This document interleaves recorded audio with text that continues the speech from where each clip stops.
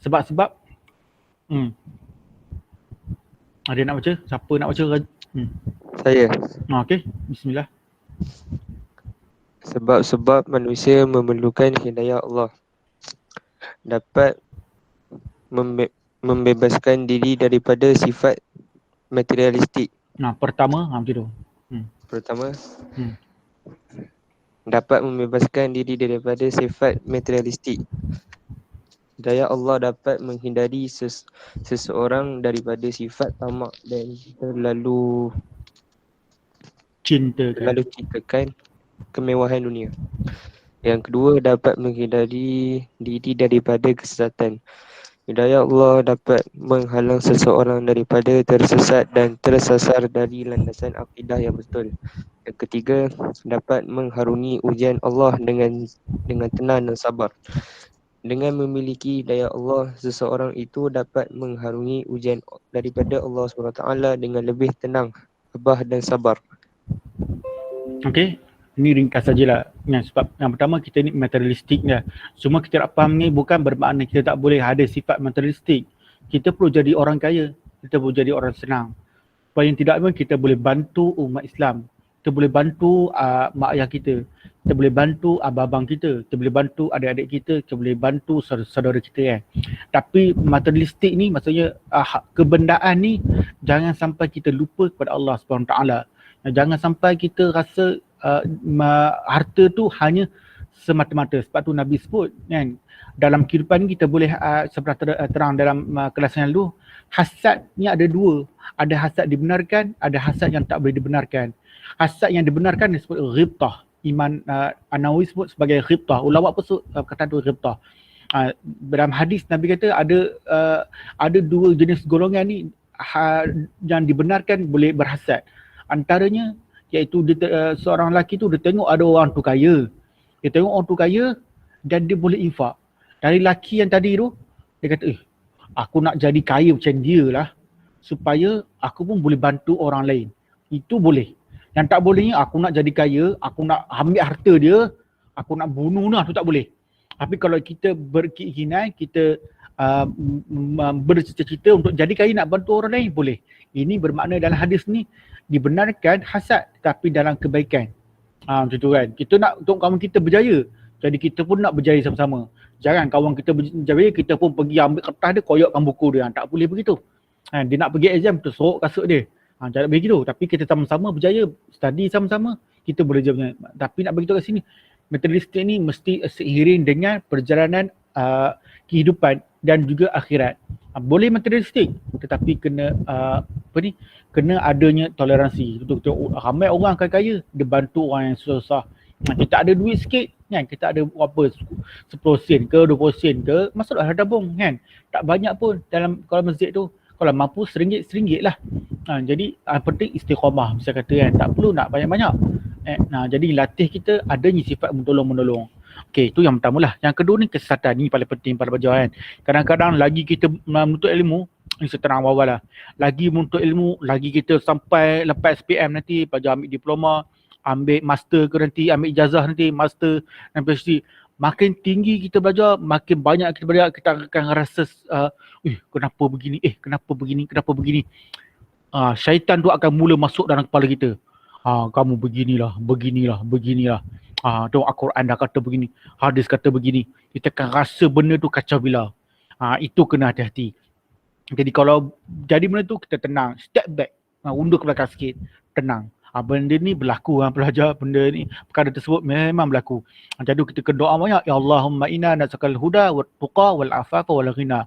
Itu kena doa banyak supaya kita ni tak tahu kita dalam keadaan sesat. Kita sangka kita betul. Lepas tu kita kena berlapang dada. Orang tegur kita, kita kata okey, saya terima. Kan? Itu kita kena dalam ilmu, kita kena berlapang dada. Yang kedua, inilah sabar. Setiap orang adanya ujian. Setiap orang adanya Allah bagi dugaan. Sebab tu Allah sebut dalam surah Al-Mulk, linabluwakum ayyukum ahsanu amala. Allah nak uji kita ni, siapakah amalan dia yang paling bagus. Kena tenang, sabar. Kerana sama-sama dengan COVID ini kan, ada yang tak boleh kerja, Ada yang ekonomi ni, ada yang kais pagi makan pagi, yang kadang ada yang tak ada bekalan, ada yang belajar pun susah, nak internet, nak belajar pun susah, nak tengok handphone macam tu kan, tengok handphone macam tu, nak tulis nak type pun susah. Itu semua dugaan, itu semua jadi kalau kita sabar, kita cuba, kita kena faham norma baru, kita cubalah. Sebab macam tadi saya pun ada masalah internet, kenapa ni tak boleh ni, sepanjang semalam lagi saya tidur pukul 1, kenapa laptop tak boleh akses ni. Jadi kita sabar, kita dah set up apa semua, tu kita dah setting apa semua, tunggulah pagi ni harap-harap okey lah. Tengok tadi tak okey lagi, sabarlah, tunggu 15 minit okey lah. Jadi kena tak tenang, sabar. Kalau ikutkan saya, nak baling je komputer ni, laptop ni. Jadi semua kena sabar. Jadi kehidupan ni kena sabarlah. Mudah-mudahan Allah bagi hidayah. Okay, sikit lagi kita habis. Siapa nak baca kepentingan? Siapa nak baca? Ada nak baca tak? Saya Ustaz. Bagi. Kepentingan hidayah Allah kepada manusia. Yang pertama, memelihara keimanan seseorang. Yang kedua, menyebabkan seseorang menjauhi segala perbuatan maksiat serta melaksanakan segala perintah Allah SWT. Yang ketiga, menyebabkan seseorang redha dengan qada dan qadar Allah. Yang keempat, mendorong komuniti agar lebih istiqamah dalam melaksanakan amal ma'ruf dan nahi munkar. Yang kelima, memperteguhkan keimanan pemimpin negara agar mentadbir negara dengan amanah. Okey, terima kasih. Saya nak terangkan kat sini je yang poin yang ketiga ni.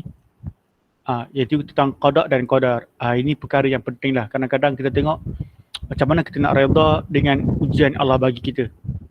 Kan? Kenapa kita berada, tengok kawan orang lain senang je. Tengok kawan lain hafal Quran senang je. Kita nak baca buku kena baca 3-4 kali. Kan? Kawan tu baca buku sekali dah faham.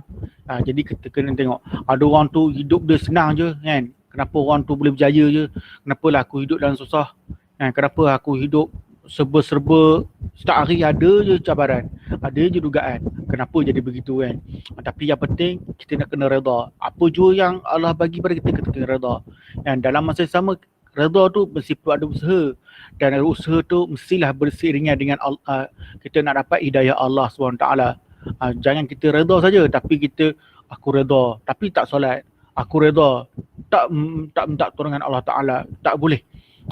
Jadi kita kena tahu ketentuan Allah, kita tahu pelaksanaan Allah tu telah ditetapkan, tapi dalam sama kita boleh mengubahnya kan. Tapi kita tak tahu yang tak boleh mengubahnya, matilah. Tapi kalau kita ni daripada contohlah kita tak pandai, kita boleh jadi pandai kan. Bukan pandai tu mesti dapat A, tak. Yang penting pandai ni kita daripada tu, dalam bahasa Arab disebut daripada kejahilan. Sebab tu Nabi ajar sahabat-sahabat tu daripada kejahilan. Mereka ni orang yang jahil, tapi Allah jadikan mereka radhiyallahu anhum wa radu'an. Allah jadikan Allah mereka ni redha. Sebab tu nak dapat redha Allah ni, kita kena helakkan diri daripada kejahilan. Kita kena menuntut ilmu kan. Menuntut ilmu kita akan jadikan kita orang yang terlepas daripada kejahilan. Sebab tu pada pelajar kita ada qada dan qadar ni perkara yang asas dalam kehidupan lah. Panjanglah perbahasan ni. Cuma saya ringkaskan ni, apa juga masalah yang kita hadapi, apa juga kesulitan yang kita hadap, kita kena cuba. Mungkin mental kita sakit, mungkin hati kita tak tenang, mungkin kita rasa sakit badan belajar pada pagi sampai petang. Kita semua kena kuat lah. Kalau penat, rehatlah. Bagi tahu kat ustaz ke ustazah ke cikgu-cikgu, saya nak rehat sekejap-sekejap.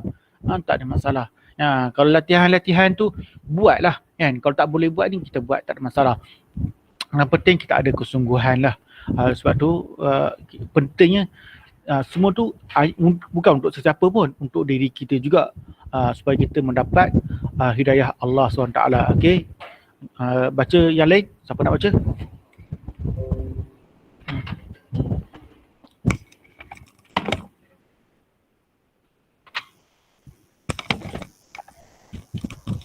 Ada nak baca? Saya panggil ya. Ahmad Afiq baca, Afiq. Ahmad Afiq.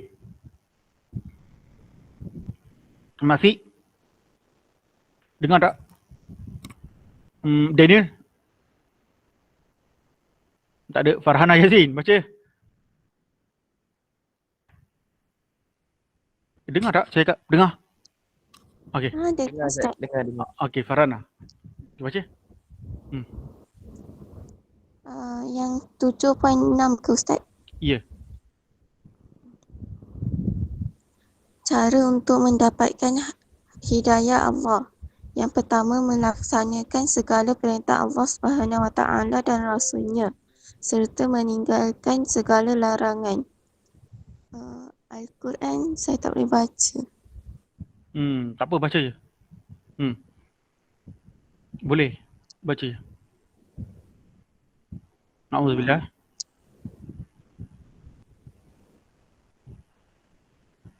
Nampak tak? Baca je, tak ada masalah. Baca je. A'udzubillahiminasyaitanirrajim. Bismillahirrahmanirrahim. Wa ma atakumur rasul fakhuzuhu wa ma nahakum anhu fantahu. Artinya apa yang diberikan oleh Rasulullah kepada kamu maka terimalah, dan apa jua yang dia larang kamu melakukannya maka tinggalkanlah. Surah Al-Hajj 7 ayat 59. Surah yang ke-59, ayat yang ke-7. Okey. Okey, terima kasih Farhana. Yang pertama, ni perkara yang senang lah. Melaksanakan suruhan Allah dan meninggalkan larangannya. Yang kedua, saya minta Fizli dah baca. Fizli Zulkifli, boleh baca yang kedua? Fizli Zulkifli. Haris Haikal, baca. Nombor 2 Ustaz. Ya. Yang kedua, mendalami ilmu-ilmu agama seperti ilmu Al-Quran, ilmu hadis, ilmu fiqh serta berakhlak mulia. Sabda Rasulullah sallallahu alaihi wasallam. Sallallahu alaihi wasallam. Humaidi bin Abdirrahman radhiyallahu an. Sami'tu Muawiyah radhiyallahu an hoti ban yaqul sami'tun Nabi Rasulullah sallallahu alaihi wasallam Sami'tun Nabiyya sallallahu alaihi wasallam sallallahu alaihi wasallam yaqul man yuridillah bihi khairan yufaqihhu fid din. Rawahul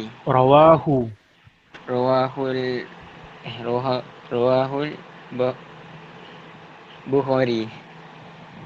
Artinya daripada Humaid bin Abdurrahman radhiyallahu an, aku telah mendengar Muawiyah bin Abu Sufyan radhiyallahu an berkata, Rasulullah sallallahu alaihi wasallam bersabda, sesiapa yang Allah menginginkannya dalam kebaikan, maka dia akan diberi kefahaman dalam agama. Riwayat Al-Bukhari. Okey, terima kasih Haris Haikal. Jadi kita tengok kat sini, pertama kita nak faham Al-Quran. Sama Ustaz. Ya, kita nak faham Al-Quran, kita nak tahu hadis, kita nak tahu fiqh. Tetapi tiga-tiga ilmu ni mesti kita kena berakhlak mulia ya. Jadi kita tengok ni, kadang-kadang nanti satu hari nanti bila kamu dah besar, kita ni faham hadis, kita ni faham Quran, kita ni faham fiqh. Tetapi kita tak berakhlak mulia, kita ambil rasuah, kita kutuk orang, kita maki orang, kita mencarut depan-depan orang kan. Perkara-perkara seni kita tengok bagaimana akhlak kita, bagaimana orang Islam tengok, dia ni pakai serban tapi mulut macam apa ke? Dia ni pakai jubah, pakai purdah. Tapi mulutnya, ya Allah, kalahkan orang yang takkan tudung. Jadi kita tak mau kata gitu. Jadi orang akan ada persepsi yang tidak baik. Sebab tu kita penting ada akhlak. Kan? Kena ada akhlak. Dalam masa yang sama Allah kata janji Allah ni, janji Nabi kata siapa yang nak kebaikan Allah bagi dia kefahaman dalam agama. Sebab tu kalau kita nak faham agama, kita kena buat kebaikan. Kebaikan ni umum ni, khairan ni. Apa je kebaikan, menuntut ilmu pun kebaikan. Sebab tu Nabi sebut kullu ma'rufin sadaqah. Segala-segala kebaikan sebenarnya yang ma'ruf tu sedekah. Kita tolong mak ayah tu sedekah. Kita belajar tu kita belajar tu akan Allah bagi kebaikan dalam agama. Kita tolong mak ayah akan dapat kebaikan agama. Kita tolong abang kakak kita dapat kebaikan dalam agama. Segala-galanya kalau kita buat khairan ni, Allah akan bagi kefahaman dalam agama. Itu pentinglah pada belajar. Sama-sama yang saya nak highlight kat sini tentang akhlak. Akhlak ni yang paling penting lah. Akhlak ni yang paling penting. Okey, yang terakhir saya minta Aiman. Boleh baca Aiman? Ya, saya Ustaz. Okey, baca. Nombor 3 tu kan Ustaz. Ya. Memerhatikan kejadian alam dan segala penciptaan Allah Subhanahu Wa Taala. Firman Allah Subhanahu Wa Taala, afala yanzuruna ilal ibli kaifa khuliqat wa ilas samai kaifa rufi'at wa ilal jibali kaifa nusibat wa ilal ardi kaifa sutihat. Artinya, tidaklah mereka memperhatikan keadaan unta sebagaimana ia diciptakan dan keadaan langit bagaimana ia ditinggikan binaannya dan keadaan gunung ganang bagaimana ia ditegakkan dan keadaan bumi bagaimana ia dihamparkan. Surah Al-Ghashiyah, surah yang ke-88 ayat 17. Oh, okey, mumtaz. Okey, dah ingat kena ingat benda ni tadi surah ke-8. Okey, terakhir ni kini yang paling penting lah. Sebab tu Allah jadikan sesuatu nak gambarkan bagaimana kita nak faham kekuasaan Allah SWT. Jadi tengoklah Allah jelaskan dalam surah Al-Ghashiyah ni, tengoklah unta. Bukan maksud unta, kalau kita ada kambing kat rumah kita, tengoklah kambing. Kita rumah kita ada kucing, tengoklah kaki dia, tengok hidung dia, kan? Pegang dia punya tengkuk dia, kan? Kita tengok perhati elok kan. Tengok semut, tengok kerengga, kan? Tak ada masalah. Kita perhatikan semua. Lepas tu bila kita tengok tu dia akan melatih kita ni concern. Setiap kehidupan ni tengok keliling kan, keluar rumah tengok. Allah kata perhatikan. Sebab tu Allah sebut dalam Quran ayat lain, inna fi khalaqis samawati wal ard wa ikhtilafil laili wan nahar la ayatil liulil albab. Allah kata nak jadi golongan ulul albab ni kena tengok langit dan bumi. Kena tengok siang dan malam. Kena perhatikan semua tu. Jadi orang ulul albab, orang yang cerdik pandai, orang yang terbukanya minda. Jadi kita kena faham kehidupan kita ni, nak faham kuasaan Allah, kita tengok alam. Kan? Tengok kawan kita, tengok ayah kita, tengok ayah kita, tengok hidung dia, tengok mata dia. Macam tu. Tengok mak kita, mak tengah masak ke, tengok semua. Itu semua akan kita faham. Bukan tengok saya saja macam nak kutuk, dak. Kita tengok ni, alhamdulillah ayah Tuhan dah jadikan ayah aku. Alhamdulillah Tuhan dah jadikan mak aku kan. Jadi kita rasa begitu yang kita perhatikan.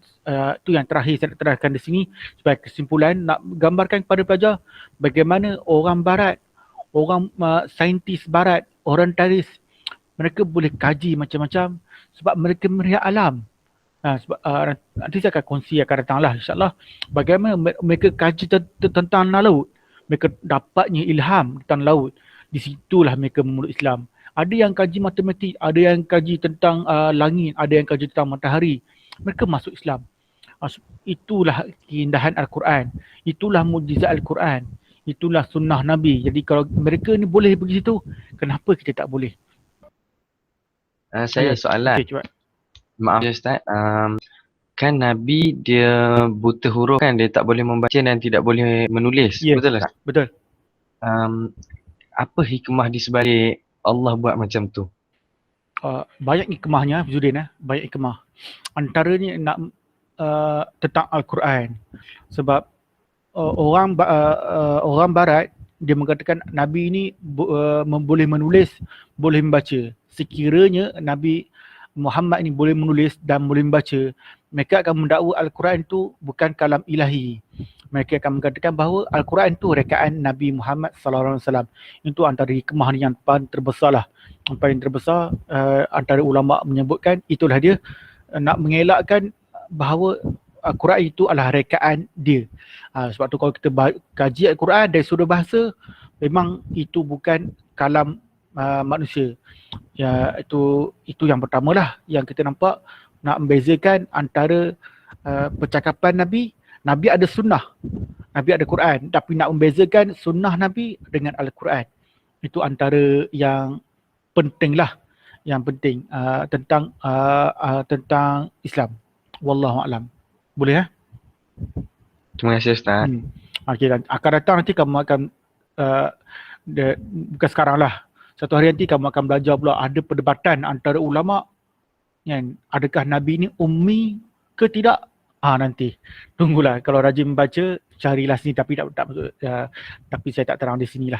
Nanti akan datang kalau kamu baca lagi banyak buku, kita akan jumpa perdebatan inilah, perdebatan perbincangan adakah Nabi ni ummi dan bagaimana. Nanti kita akan tengoklah, itu kemudianlah perbahasan tu. Wallahu a'lam. Ada soalan lain? Tapi jumhur kata Nabi ummi Okey, boleh Baik, Okey. Ustaz. Okay, insyaAllah Jadi saya ulang sekali, latihan kita senang je. Cari satu video, mana-mana video yang buat kamu rasa meremam bulu roma tadi. Lepas tu masuk dalam grup WhatsApp kita. Masuk dalam grup WhatsApp, satu video je. Tak kisahlah siapa-siapa tokoh yang dia berhijrah. Senang saja kerja, tak susah pun. Boleh Google je. Boleh Boleh insyaAllah. InsyaAllah Ustaz. InsyaAllah Okey, wallahu alam. Yang baik itu daripada Allah, yang kurang tu daripada kelemahan saya sendiri. Belajar rajin-rajinlah dan semoga